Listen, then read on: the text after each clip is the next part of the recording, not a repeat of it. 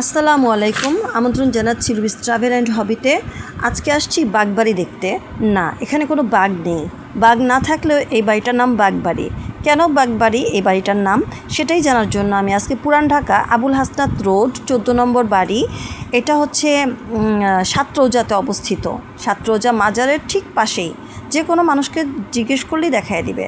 বাঘের মাথা সংরক্ষণ করা আছে বারান্দাতে। আরও অনেক কিছুর হরিণের মাথাও আছে। আরও আছে বিভিন্ন মেডেল উপাধি। বাঘের মাথা সংরক্ষণ করা আছে কারণ এখানে বাঘ পালতো। যিনি নির্মাণ করেছিলেন তার নাম হচ্ছে বাহাদুর শেখ ফজলুল করিম। 1917 সালে নির্মাণ করেন। তার মানে 109 বছর পূর্বে নির্মাণ করা হয়েছিল। পূর্বপুরুষ শেখ নিয়ামত উল্লাহ সিরিয়া থেকে এসে বিক্রমপুরে বসতি স্থাপন করেছিলেন। তার উত্তরাধিকারী সূত্রে এই খান বাহাদুর শেখ ফজলুল করিম পুরান ঢাকায় একটা এই রকম বাড়ি তৈরি করেন, যেটার ভিতরে সেই ব্রিটিশ আমলের উপাধি মেডেল এখনও সংরক্ষিত আছে। ফুলের বাগান আছে সামনে। রাস্তাটা এখন পাকা করা হচ্ছে, দেখতেই পেলেন। 1927 সালে ঢাকায় মাত্র 2টি বাড়িতে বিদ্যুৎ জ্বলছিল উল্লেখ আছে বলে আমরা ধারণা পাই। একটা হচ্ছে আহসান মঞ্জিল, একটা হচ্ছে হাটুরিয়া হাউস। আমি জুতা খুলে ভিতরে প্রবেশ করলাম, যেহেতু সব নিট অ্যান্ড ক্লিন, একটা বালুও নাই। বাঘের মাথা সহ হরিণের মাথা এখানে আটকানো আছে, ঝালর আছে, তারপরে বিভিন্ন মেডেলগুলো, বিভিন্ন ছবি এখানে টানানো আছে। তো যে কারণে এই বাগবাড়িটার নাম বাগবাড়ি, কারণ শেখ বাহাদুর শেখ ফজলুল করিম শিকার থেকে একটা বাঘ নিয়ে এসেছিলেন।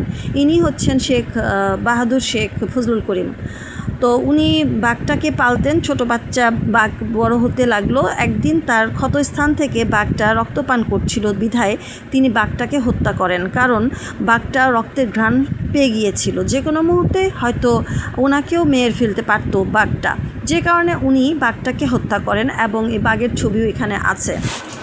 বিভিন্ন ধর্মীয় অনুষ্ঠানের সময়, যেমন শবে বরাত, মিলাদুন্নবী বা ফাতিহা ইয়াজদাহম সহ বিভিন্ন ইসলামিক অনুষ্ঠানে এখানে কাওয়ালি সন্ধ্যা হয় এবং বিভিন্ন দোয়া দুরুদ বা ধর্মীয় কালচার এখানে অনুষ্ঠিত হয়।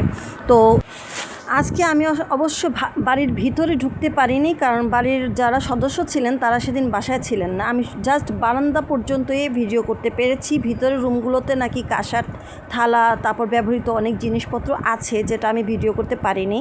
তো এখানে গোল টেবিল আছে, বিভিন্ন সেই আমলের 100 বছর আগের যত দৈনন্দিন কাজের যত জিনিসপত্র সবগুলো এখানে আছে। এটা যদিও জাদুঘর না, কিন্তু জাদুঘরের মতোই দেখতে। তো আজকের ভিডিওটা আপনাদের কাছে যদি ভালো লেগে থাকে তাহলে প্লিজ একটা লাইক এবং সাবস্ক্রাইব করবেন, এবং আরও ভিডিও দেখার জন্য একটু অপেক্ষা করবেন এবং পাশে থাকবেন সব সময়। আসসালামু আলাইকুম, গুড বাই।